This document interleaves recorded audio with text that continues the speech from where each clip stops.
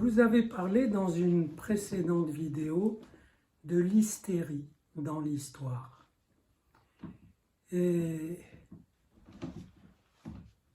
en l'occurrence,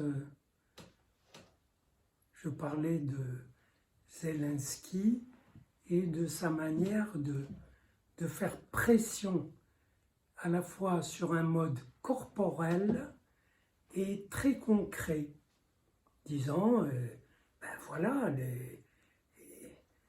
l'argent que vous donnez aux Russes, il faut nous le donner. Tiens, d'ailleurs, l'argent des oligarques, j'ai vu un sujet l'autre jour, il y avait des milliards chez les oligarques, il dit, vous nous les donnez, hein, ils sont à nous.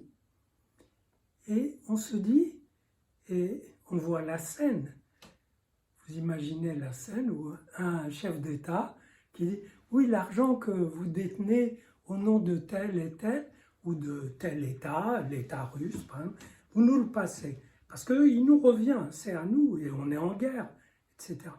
Il y a une espèce de chute des barrières, des cadres, des formes, et au profit d'un acte de signification directe. Ah ben, ces oligarques, ils ont volé cet argent, donc il nous revient. Attends, s'ils l'ont peut-être volé, mais pas à toi. Peut-être qu'ils l'ont volé à leurs employés, ou que c'était pas tout à fait un vol, que c'était dans le cadre de rapports de travail, de contrats même de travail. Bref, mais il y a une hystérisation, c'est-à-dire une mise en crise et en excès de repérages qui d'ordinaire sont calmes, froids, formalisés, polissés. Attendez, vous voulez de l'argent? Voilà, on va vous donner de l'argent sur le fonds d'aide qui a été constitué en Europe, fonds d'aide à l'Ukraine, etc. Et on ne déborde pas. On va vous donner les armes qui ont été prévues, etc. Mais il y a une manière de faire pression hystériquement qui balaye les cadres, les repères, les références. Et j'y ai repensé parce que je me suis dit, au fond, ce mouvement de foule pour défendre les retraites. Voilà, des gens vivent comme une véritable catastrophe d'avoir à tirer encore 1 an, 2 ans, 3 ans, etc.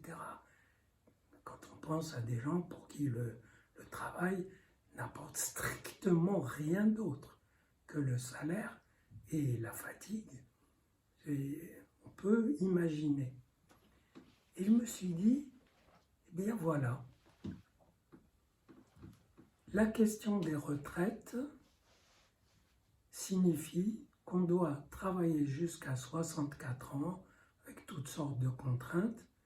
Sinon, il manquerait 15 milliards à la caisse des retraites pour être en équilibre.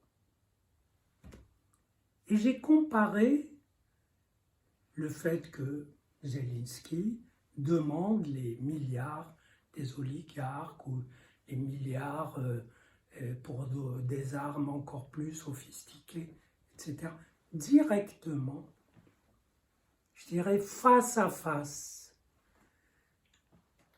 Je l'ai comparé au fait que même les partis de gauche, la NUP, les socialistes, etc., aucun n'a osé dire, eh bien, vu les énormes bénéfices des grandes entreprises, pourquoi ne pas demander aux 150 plus grandes entreprises de cotiser pour rassembler 15 milliards par an? Et on laisse les gens travailler jusqu'à, c'était 62 ans, comme c'était le cas. Eh bien, c'est n'est même pas venu à leur esprit, je ne vais pas les critiquer, précisément parce que et les têtes des gens qui manifestent et les têtes des gens qui les représentent sont formatées pour intégrer les cadres hors desquels c'est fou de demander. Et dans lesquels, si on demande, eh bien, il n'y a pas.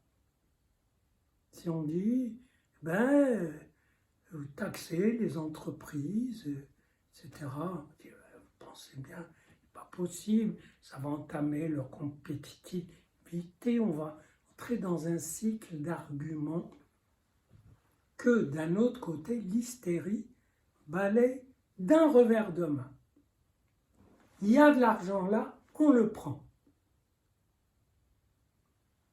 C'est fabuleux. Comment d'un côté, l'acte hystérique ou la scène hystérique peut infléchir l'histoire, pas beaucoup, mais un peu.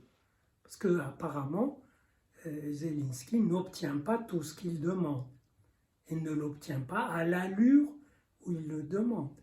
Et c'est justement tout le problème de cette guerre, c'est qu'il y a des décalages temporels et en face, les autres ont tout leur temps. C'est des fourmis qui avancent lentement, centimètre par centimètre. Donc, la guerre se joue aussi sur ces écarts. Et donc, si on compare ce mode de demande direct qu'on a connu dans des régimes révolutionnaires, quand il y a la révolution ou sous la commune, on prend l'argent là où il est, point barre. Et la timidité des demandes, donnez-nous, non, que ceux qui ont travaillé depuis 17 ans, ils puissent partir un an avant. Non, c'est pas possible.